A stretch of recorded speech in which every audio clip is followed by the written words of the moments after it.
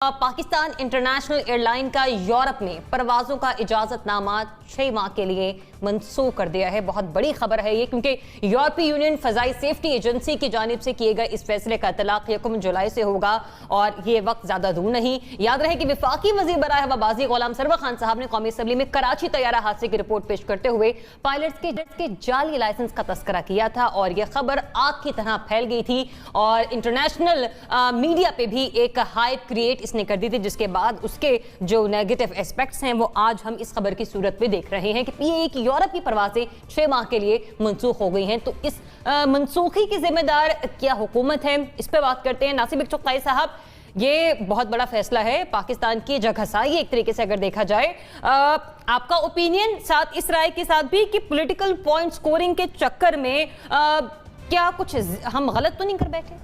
अब बात है आपकी PIA की, तो ये वो कुल्हाड़ी है जो हमने अपने पैरों पे खुद मारी। अब वो जाहिर है उसका उसी दिन मैंने कहा था, उसी दिन मैंने लिखा था कि इसका खतरनाक असर होगा। इसका असर पाकिस्तान पे नहीं होगा, PIA पर होगा, पाकिस्तान के फ्लैग पर होगा जो गैर मुल्की फ़ज़ाओं में प्रवास करता है, PIA के रेवेन्यू पर होगा, PIA की इंटीग्रिटी पर होगा। चुनांचे सबसे पहले UAE ने कोविड लैब ना होने के बहाना लेकर आपकी परवाज़ें मनसूख कर, इनबाउंड परवाज़ें मनसूख कर दी हैं तमाम।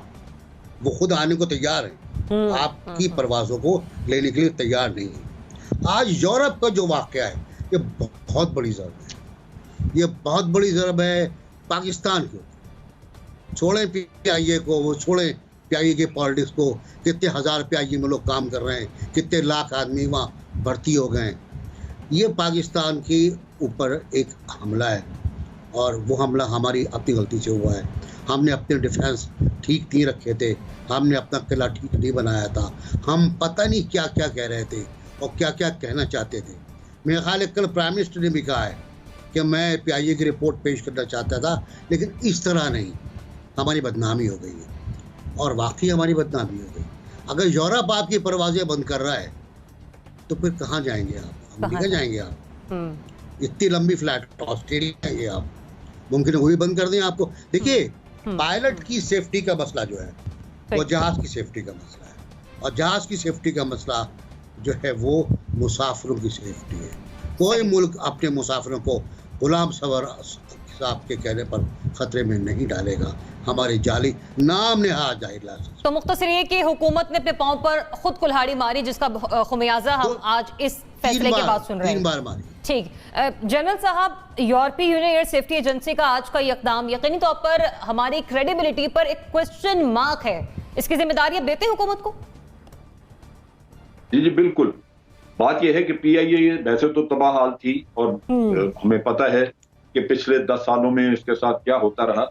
आज भी आप देख लीजिए कि तकरीबन 36 जहाज हैं और 825 के करीब पायलट्स थे इनके पास। पता नहीं किस काम के लिए रखे हुए थे उन्होंने। तो ये एक अच्छा अमल था कि आप उनकी स्क्रीनिंग कर लेते। लेकिन जो हमारे एविएशन के मिनिस्टर साहब ने बाकी एक पब्लिक स्टेटमेंट एक पार्लियामेंट के फ्लोर पे खड़े होकर बड़ी अपने फातिहाना अंदाज में ये बात की कि जनाब यहाँ पे ये इस तरह के फिक्टिशियस किस्म के पायलट्स मौजूद हैं जिन्होंने इस तरह लाइसेंस लिया, ये मेरा ख्याल है बहुत ही डैमेजिंग काम होता है। कि हमने उसी दिन ही ये महसूस किया था कि पूरी दुनिया में पाकिस्तान का नाम न सिर्फ बदनाम किया बल्कि एयरलाइन का बेड़ा गर्क करके रख दिया। इस एयरलाइन पे कोई भी एतमाद नहीं करेगा।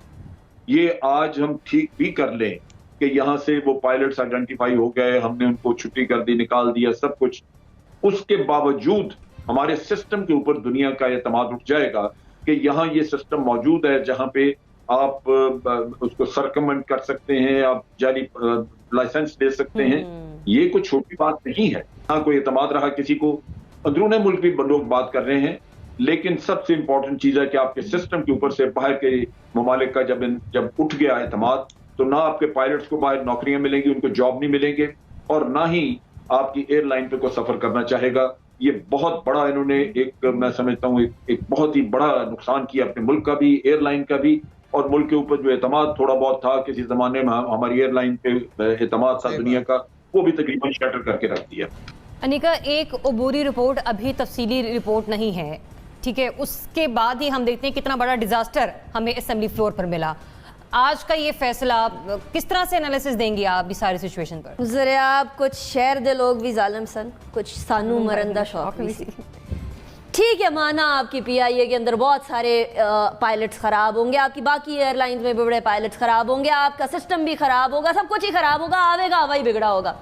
لیکن آپ کے گھر کے اندر اگر چٹخنی نہیں لگتی کسی دروازے کی تو آپ جا کے چوروں کو نہیں بتایا کرتے کہ بھائی میرے گھر میں تو یہ چٹخنی لگتی نہیں ہے، چوری کرنی ہے آ جائے.